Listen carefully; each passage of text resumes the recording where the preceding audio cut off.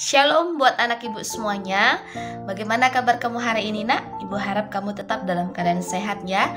Hari ini tanggal 25 Januari 2021 kita belajar tema 6 subtema 2 PB3 mata pelajaran Bahasa Indonesia mengenai analisis puisi.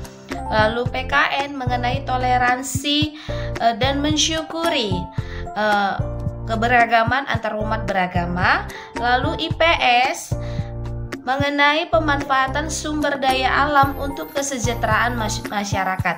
Nanti di video penjelasan Ibu akan menjelaskan tentang bahasa Indonesia, tentang analisis puisi, lalu pemanfaatan sumber daya alam untuk kesejahteraan masyarakat. Nah, toleransi dan mensyukuri keberagaman umat beragama itu tidak Ibu berikan karena sudah Ibu berikan berulang kali pada saat video yang sebelumnya ya nak ya. Ibu harap kamu masih mengingatnya. Nah, nanti kita awali dengan doa bersama. Selamat menyaksikan video penjelasan yang Ibu berikan. Tuhan memberkati. Mari kita bersatu di dalam doa. Selamat pagi Tuhan Yesus, terima kasih buat segala penyertaan-Mu. Terima kasih buat segala berkat-Mu yang luar biasa. Sepanjang hari Engkau masih memberikan kami kesehatan. Tuhan, banyak dosa yang kami perbuat, kami mohon ampun kepadamu ya Tuhan. Hapuskanlah segala dosa kami, agar kami layak menerima berkat-Mu. Tuhan Yesus yang baik, hari ini Engkau tahu kami masih belajar dari rumah. Kami mohon ya Bapa, selesaikanlah COVID-19 ini agar kami boleh belajar di sekolah seperti biasanya. Tuhan, banyak permasalahan dalam pembelajaran daring ini. Engkau yang lebih tahu, Engkau yang lebih tahu isi hati kami. Kami mohon ya Tuhan, dengarkanlah doa anak-Mu ini ya Tuhan, agar kami boleh kembali lagi belajar di sekolah. Dan kami mohon ya Bapa, berkatilah pembelajaran daring kami hari ini, agar kami mengerti pembelajaran yang akan diberikan oleh guru kami ya Tuhan.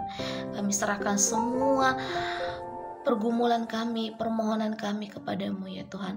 Buat orang tua kami mohon berkatilah selalu. Berikanlah mereka umur yang panjang, kesehatan dan berkat yang melimpah, agar mereka boleh mendidik kami sesuai dengan firman-Mu. Kami mohon ajarilah kami menjadi anak yang takut akan Tuhan, anak yang baik, anak yang menyayangi sesama kami, anak yang selalu mensyukuri setiap berkat yang Tuhan berikan kepada kami. Kami mohon terimalah doa anak-Mu ya Tuhan. Di dalam nama Tuhan Yesus Kristus kami berdoa dan mengucap syukur. Amin. Baik, anak-anak Ibu, pertama sekali Ibu akan menjelaskan mata pelajaran Bahasa Indonesia mengenai analisis puisi. Analisis puisi yang Ibu maksud di sini adalah mengenai unsur intrinsiknya. Nah, unsur intrinsik puisi ini suatu yang terkandung di dalam bagian puisi itu, isi puisi itu, dan mempengaruhi isi puisi sebagai karya sastranya, nak. Ya. Nah, pembagian itu seperti yang pertama, tema ini gagasan utama atau pokok masalah yang melandasi sebuah puisi, maksudnya dari bagian puisi. Nah, bisa dikatakan tuh contohnya tema sosial, kesehatan, agama, pendidikan, dan masih banyak lainnya. Yang kedua, diksi. Nah, diksi ini pilihan kata. Nah, unsur ini cara seorang sastrawan ini maksudnya seseorang yang menghasilkan karya dalam bidang tulisan ya. Nah, dalam memilih kosakata, pilihan kata dalam puisinya agar bisa lebih harmonis dan selaras, lebih baik lagi, lebih enak lagi didengar kata-katanya, itu maksudnya nak. Nah, inilah kenapa setiap kata-kata yang terungkap dari sebuah puisi seringkali tidak umum didengar. Kenapa? karena penggunaan kata-katanya itu jarang kita dengar maksudnya, Nak. Nah, namun Nak, tentu harus difokuskan juga utamanya bukan hanya pada diksinya saja, pilihan katanya saja yang aneh, namun yang asing, tetapi pada keselarasannya harus sesuai isi puisi itu dan dalam penggunaan kata-kata itu, pilihan kata itu maksudnya, Nak. Nah, pada karya puisi di sini maksudnya penggunaan kata-kata yang digunakan itu adalah penggunaan kata-kata yang jarang kita dengar, yang terlihat aneh, yang puitis, maksudnya indah dalam penggunaan kata-kata itu maksudnya. Namun harus kita fokuskan kembali lagi penggunaan kata-kata itu sesuai dengan tujuan kita tadi. Itu ya maksudnya.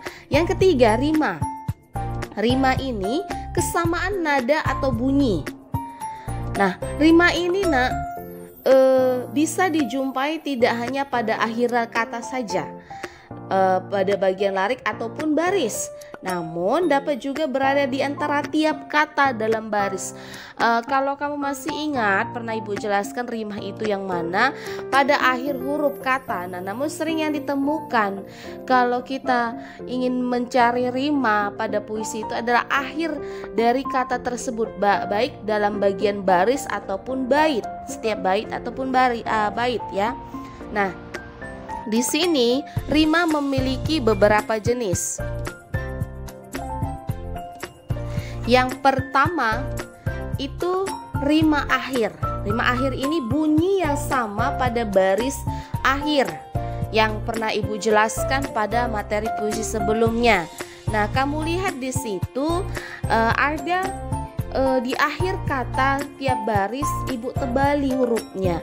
I, A, I, A. Nah, kalau dilihat di situ adalah rima, namanya rima silang, berarti AB, AB. Itu dia, karena baris pertama dan ketiga sama, kedua dan keempat sama. Selanjutnya, rima terus, yaitu A, A, A, A. Maksudnya di sini pada baris pertama dan sampai keempat, di akhir kata itu sama hurufnya, Nak. Hurufnya sama, ya. Fokuskan lihat di huruf di tiap barisnya. Itu ada Ibu tebalkan dia hurufnya. Selanjutnya, rima pasang. Nah, rima pasang ini A, A, B, B. Maksudnya baris pertama dan kedua sama, baris ketiga dan keempat sama. Itu dia di akhirnya itu, lihat. U, U sama. Lalu I sama, berarti dia disebut dengan rima pasang, yaitu A, A, B, B.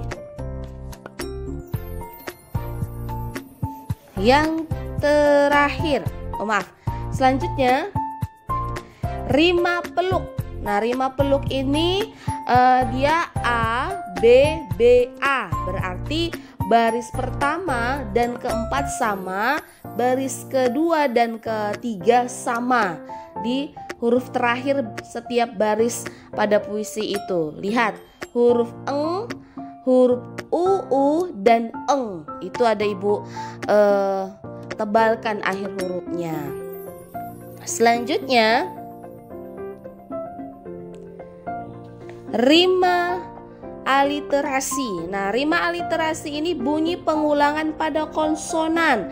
Konsonan itu karena B, C dan seterusnya. Kalau huruf vokal kan ada 5. Sudah pernah itu dipelajari di kelas 1 ya. Ibu harap kamu masih mengingatnya. Kalau vokal itu A, I, U, E, O. Ya, yang dikatakan konsonan itu hurufnya yang huruf mati, kalau dia vokal huruf hidup ya, kalau bisa kamu pahami ya. Nah, contohnya itu dia. Ada Ibu tandai dengan bercetak tebal, warna merah hurufnya. Baris pertama K, K, K, kedua L, L, L, L, ketiga L, L, L, keempat S, S, S. Itu dia ya. Selanjutnya, rima asonansi. Rima asonansi ini persamaan bunyi vokal yang terdapat pada puisi yang berulang. Kamu lihat contohnya, Nak. Vokal yang berulang itu u, itu ada bercetak tebal. Selanjutnya, unsur yang keempat, tipografi. Nah, tipografi ini dalam puisi seni penulisan dalam puisi yang menimbulkan keindahan. Maksudnya bentuk posisi dalam kita menulis puisi tersebut. Nah, bentuknya itu ada beberapa jenis.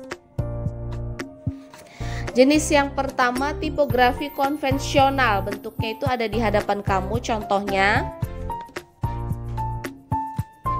Yang kedua, tipografi seperti prosa. Contohnya juga ada di hadapan kamu. Nah, prosa ini maksudnya seperti kita membuat karya cerpen, karya novel. Kan penyusunannya seperti itu. Nah, itu dia. Selanjutnya, tipografi zigzag. Nah, bentuknya seperti itu. Selanjutnya, tipografi menggunakan huruf kecil semua tanpa tanda baca. Nah, itu sudah ada di hadapan kamu. Contohnya semua menggunakan huruf kecil tapi tidak ada tanda baca. Di akhirnya itu ada buka kurung, itu adalah nama penulisnya ya, Nak ya. Itu nama penulisnya, makanya ada tanda komanya, itu bukan bagian dari isi puisi. Yang selanjutnya, tipografi menggunakan huruf besar pada awal kalimat tanpa tanda baca. Nah, itu di awalnya saja tapi tidak ada tanda bacanya saja. Selanjutnya, menggunakan huruf besar dan huruf kecil dan tanda baca lengkap, contohnya. Nah, itu ada di hadapan kamu, Nak. Maksudnya di situ ada bersamaan, ada huruf besar, kecil, baru besar lagi, itu ada di hadapan kamu tapi tidak ada tanda bacanya. Selanjutnya, sebagian baitnya menjorok ke dalam. Nah, itu ada contohnya, kamu lihat. Ada yang menjorok ke dalam ya, Nak. Nah, analisis unsur yang kelima sekarang. Imajinasi. Imajinasi ini hayalan yang diciptakan oleh penulis. Menghayal maksudnya ya, Nak ya. Nah, hayalan ini membuat pembaca seolah turut melihat, membau, maksudnya menghirup, mendengar, meraba, dan merasa apa yang ingin disampaikan penulis. Kerap sekali seorang penulis ini menggunakan kata-kata yang mengandung kemampuan setiap indera tubuh agar hayalannya itu dapat dimengerti oleh pembaca. Itu ya, Nak ya. Analisis yang keenam, nada dan suasana. Maksudnya di sini dalam puisi ekspresi penyair dalam menyampaikan apa yang dirasakan dalam hatinya. Nah, sikap penyair akan terlihat, Nak, akan terlihat jelas dalam puisinya. Sikap yang berbeda pada tiap penyair itu akan membedakan tiap karya puisinya yang diciptakan, meskipun objek yang disampaikan itu sama. Nah, sikap yang dimaksud itu berhubungan dengan sangat berhubungan sekali dengan isi puisinya itu ya, untuk dipahami posisi dia itu bagaimana. Nah, bentuk ekspresi dan cara sastrawan ini ketika pembaca membacakan karyanya yang dilakukan. Nah, ketika nanti pembaca membacakan karya si sastrawan ini akan terlihat bagaimana sikap si penulis ini ketika si pembaca mengekspresikan karya sastrawan tersebut. Itu dia ya. Nah, sikap yang dimaksud ini ada juga yang seperti Ibu berikan contoh, sikap yang seolah-olah mengajak marah. Ada yang sikapnya seolah-olah mengajaknya itu sedih. Ada yang gembira. ada yang depresi, dan sebagainya. Jadi mengekspresikan perasaan itu ya nak ya, perasaan si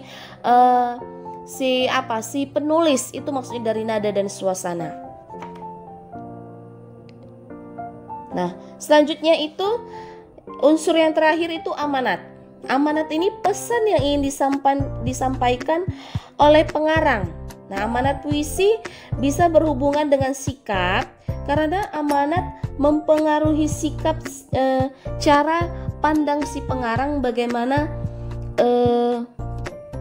menuliskan, menyampaikan hasil karyanya, dan juga bisa menambah wawasan si pembaca pada pesan dari karya si sastrawan tersebut. Itulah unsur intrinsik dalam puisi. Ada 7 ketika kita mau menganalisis isi puisi seorang sastrawan ya nak. Nah, selanjutnya Ibu akan memberikan contoh bagaimana menganalisis sebuah karya, yaitu puisi. Nah, Ibu menganalisis puisi anak, judulnya Taman Bungaku, karya Nikomang Junior. Itu ada puisinya di hadapan kamu. Nah, sekarang Ibu akan menganalisis yang pertama. Temanya itu terdapat tema keindahan, karena seorang yang sangat menyukai keindahan taman bunganya berdasarkan isi puisi tersebut. Yang kedua, diksi atau pilihan kata. Diksi atau pemilihan katanya ini nak digunakan kata-kata yang mudah dimengerti oleh pembaca, khususnya anak-anak, seperti taman bungaku, bila ku pandang, hati pun senang, tamanku cantik, sangatlah menarik.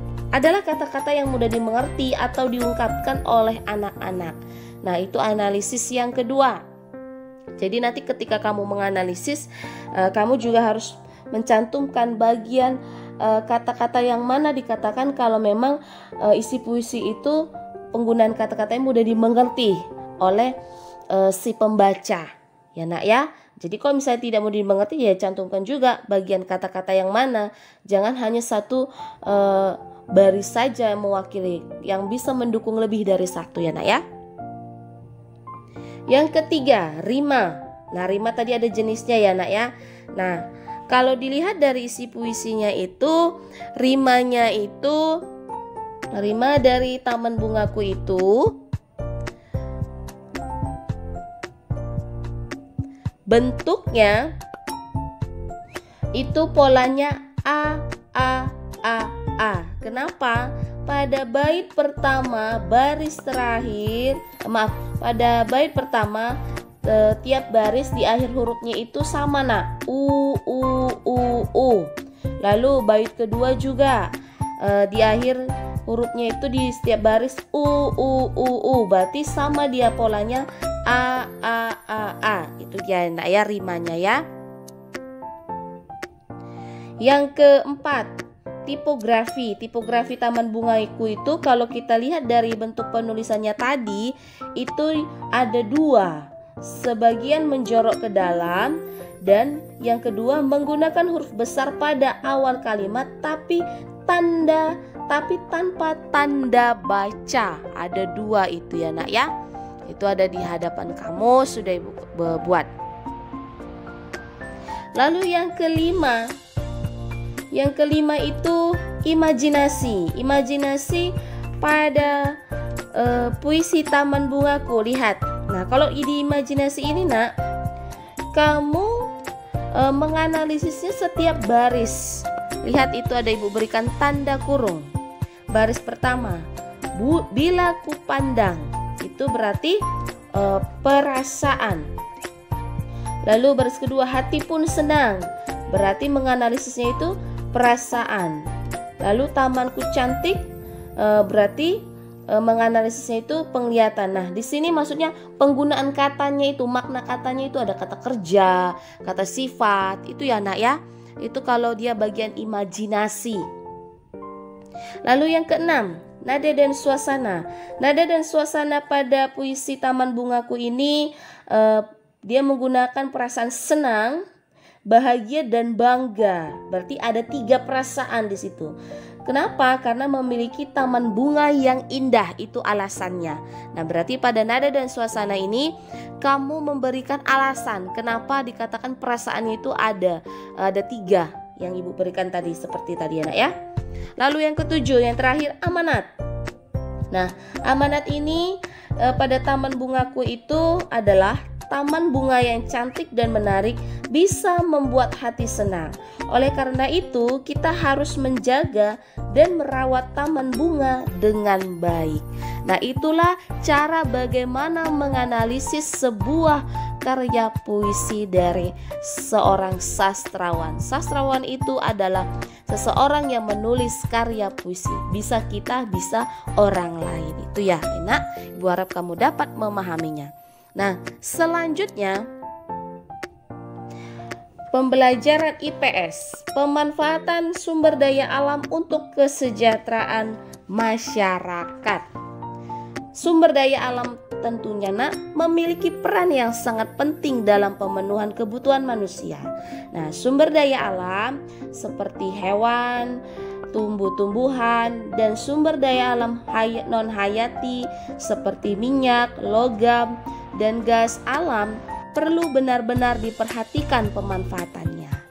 Nah, jenis sumber daya alam dan manfaatnya perlu dipahami agar bisa dimanfaatkan dengan efektif. Sumber daya alam sendiri adalah sumber daya semua bahan yang dapat ditemukan oleh manusia dalam alam dan bisa dimanfaatkan untuk keberlangsungan hidupnya. Nah, jadi kalau kita mau menggunakan sumber daya alam, kita harus memahami penggunaannya itu, memanfaatkannya itu dengan baik. Jangan kita memanfaatkan sumber daya alam itu tidak baik. Jangan sembarangan. Karena apa? Kalau kita tidak menggunakannya dengan cermat, cerdas, jadi sumber daya alam yang ada di bumi ini akan cepat habis. Nah, ibu akan memberikan contoh kenapa dikatakan bahwa sumber daya alam itu adalah kesejahteraan masyarakat. Karena tanpa kita sadari, kita sudah menggunakan sumber daya alam dalam kehidupan kita sehari-hari. Nah, contohnya yang pertama, ibu akan membacakan 3 poin saja. Asbes. Asbes ini bahan pembuat sumbu kompor dan kaos lampu ternyata. Pada sebelum adanya zaman kompor gas, kita orang tuamu menggunakan kompor sumbu, ternyata bahan sumbunya itu dari asbes. Nah, yang kedua, batu bara, bahan bakar, pewarna, dan pengawet kayu. Yang ketiga, belerang, industri obat-obatan dan korek api kayu yang bukan bentuk mancis yang menggunakan gas, itu dia, dan seterusnya. Nah, jadi selanjutnya ibu akan menjelaskan pelestarian sumber daya alam.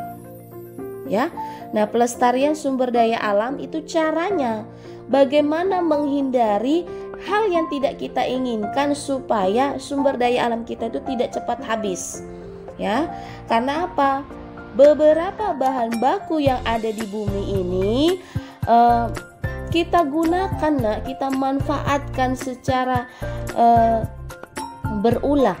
Jadi kalau kita menggunakan bahan baku secara besar-besaran, pastikan bumi akan cepat habis. Nah, kita harus mencari cara agar sumber daya alam itu tidak cepat habis. Cara melestarikannya itu yang pertama, penghematan. Nah, penghematan ini bahan galian itu terdapat pada bahan galian seperti barang tambang, termasuk bahan yang tidak bisa diperbarui. Jika sudah habis dimanfaatkan, maka sudah tidak bisa ditemukan lagi. Sehingga dalam menggunakan bahan tersebut harus dilakukan penghematan atau mencari bahan alternatif lain yang serupa. Itu dia. Nah, yang kedua, perlindungan. perlindungan ini maksudnya beberapa hal yang dapat dilakukan dalam perlindungan itu membentuk suaka marga satwa dan cagar alam.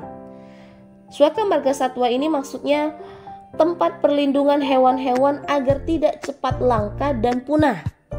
Cagar alam maksudnya perlindungan hutan, tumbuhan, dan hewan yang ada di dalamnya.